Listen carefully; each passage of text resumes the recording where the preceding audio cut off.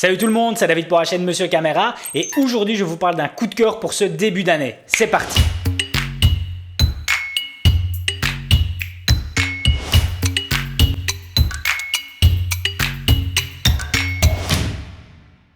Alors aujourd'hui j'avais envie de vous parler de mon nouvel accessoire de ce début d'année 2019 et surtout à quel point je le kiffe.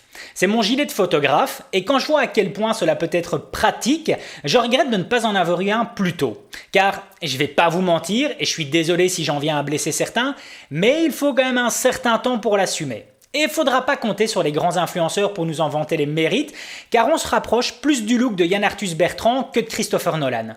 Mais c'est pas grave et franchement, rien à foutre, car sur un setup plus léger, je préfère de loin, mais de très loin, ce gilet à un sac à dos.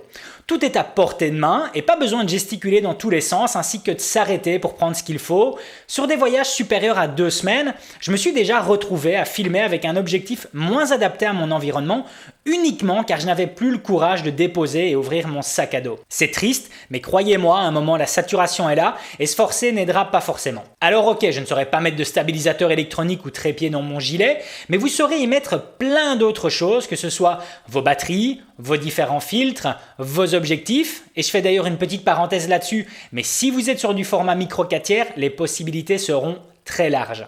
Vous saurez aussi y mettre d'autres boîtiers, un kit de nettoyage, micro, protection contre la pluie, carte SD, batterie externe, bref, les possibilités sont larges, mais vraiment très larges.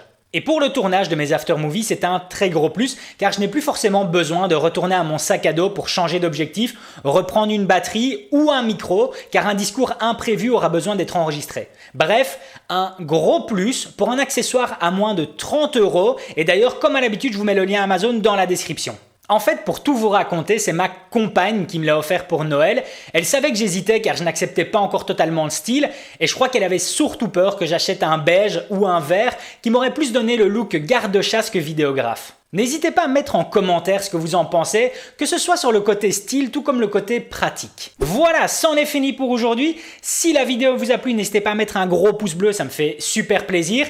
Et puis surtout à vous abonner à la chaîne pour être tenu au courant des prochaines sorties. A plus!